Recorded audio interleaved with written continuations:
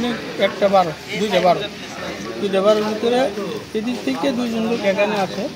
আসার পরে আমাদের মাঝখানে ডাকি আপনারা কারা বলার পরেই আরও 4-5 জন এখানে এসে জড়ো হইয়া 8-10 জনের গ্রুপ ওই জায়গায় জড়ো হয়ে যায় আমার উপরে একটু আক্রমণ করে আমার গ্রেপ্তার করার পরে তারপরে ভিতরে নিয়ে আমরা রাখার পরে আমাদের যে উপরে লোক ছিল 17-18 জন তাদের উপরে চড়াও তারা যারা আসে তাদেরকে মারধর করে এবং বাঁধে।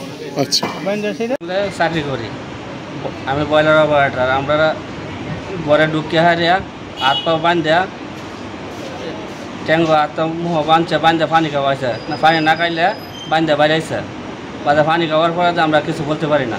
চাপাতি ডাঙ্গা পিস্তল অনেক কিছু নিয়ে অনেক এলোপাতারি বাড়ির মধ্যে শুরু করছে, মারধর শুরু করছে। করে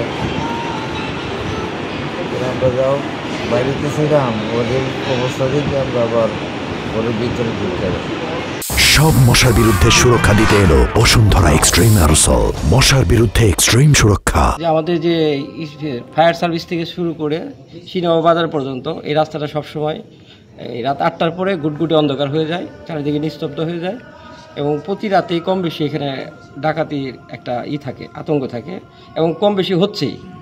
এবং সিনেমা বাজার থেকে এই পর্যন্ত কালিয়াকৈর অর্ধশত লোক যারা আছে স্থানীয় লোক, তারা এই রাস্তায় রাত্রিবেলা যেতে ভয় পায় এবং তারা ডাকাতের কবলে পড়ছে। তো আমি প্রশাসনের দিকে দৃষ্টি আকর্ষণ করব, আমাদের স্থানীয় টিউনু মহোদয়ের দৃষ্টি আকর্ষণ করছি, থানা প্রশাসনের দৃষ্টি আকর্ষণ করছি যে এখানে একটা টহল পুলিশ সবসময় কন্টিনিউ রাখে। আর এই রাস্তাটা যদি লাইটের একটা ব্যবস্থা করে দেয় পুরো রাস্তা সিনেমা বাজার পর্যন্ত, তাহলে মনে হয় এলাকাবাসী একটু এই ডাকাতের আতঙ্ক থেকে একটু রেহাই পাবে। 4:20 এরকম হবে। আমার এখানে এক ড্রাইভার আছে, উনি আমাকে ফোন দিয়ে বলে মিলে ডাকাত ঢুকছে। তো আমি তাৎক্ষণিক চলে আসি। আসার পরে দেখি হচ্ছে আমাদের সিকিউরিটি ওনার হাত পা বাঁধা এবং কি ওনাকে মারধর করা হয়েছে, উনি এখানে পড়ে আছে। আমাদের মিলের লেবার আছে কিছু, আর মিল চালায় এরকম লোকজন আছে, ওনাদেরও হচ্ছে হাত পা বেঁধে মারধর করে এখানে ফালাই রাখছে।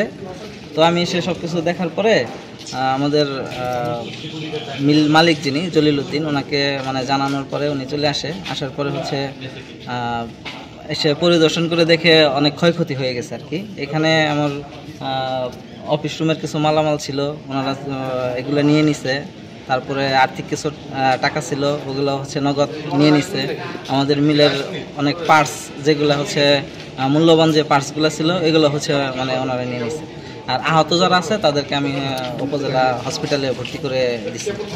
এখানে আহত হয়েছে প্রায় 14-15 জনের মতো হবে টোটাল। হ্যাঁ, ওনার মুখোশধারী ছিল এবং কি সাথে ধারালো অস্ত্র মানে দেশি অস্ত্র এবং কি মানে পিস্তল জাতীয় অস্ত্র তাদের সাথে ছিল। চেঁচামেচি করার সুযোগ দেওয়া হয় নাই। আমাদের যারা এখানে ছিল ওদের আটক করে ধারালো অস্ত্র হচ্ছে ধরে আপনার হাত পা বেঁধে ওদের নেশা দিয়ে ওনাদের অজ্ঞান করা মানে রাখা হয়েছিল, যার কারণে ওনারা কোনো চিৎকার চেঁচামেচি করতে পারে নাই।